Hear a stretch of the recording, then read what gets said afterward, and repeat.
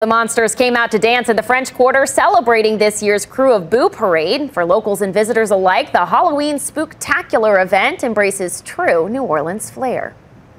It's beginning to look a lot like Mardi Gras. Say trick or treat. That's right. But with a spooky twist. The French Quarter's Krewe of Boo Halloween parade haunting a route from Elysian Fields down Decatur and up Canal Street.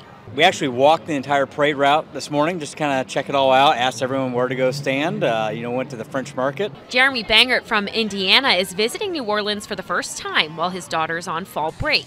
He says he's taking in all the sights, the sounds, the Cajun food. Although my daughter just wants pizza every single stop we go, so. But on most kids' mind along the parade route, the candy. Shops had candy. The kids walked in and said trick or treat. They handed out candy. It was fun. Kids are just saying like they want to have more Halloween decorations outside the home. So I'm like, okay, I have to get in the spirit because they're in the spirit. New Orleans celebrates spooky season like no other city in the world. Halloween Fest kicked things off earlier Saturday at the Riverwalk with face painting, candy, and costumes.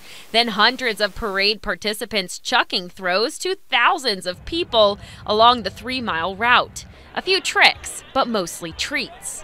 It definitely is scary at some point, and they do throw a lot of stuff, as long as you are entertaining. With mischief managed by the whole Hickman family, who say they've been looking forward to this all week long. I think Halloween is kind of spooky, so I'm just excited. I think they're going to be okay. We've been watching a lot of Halloween movies, so they're going to be fine.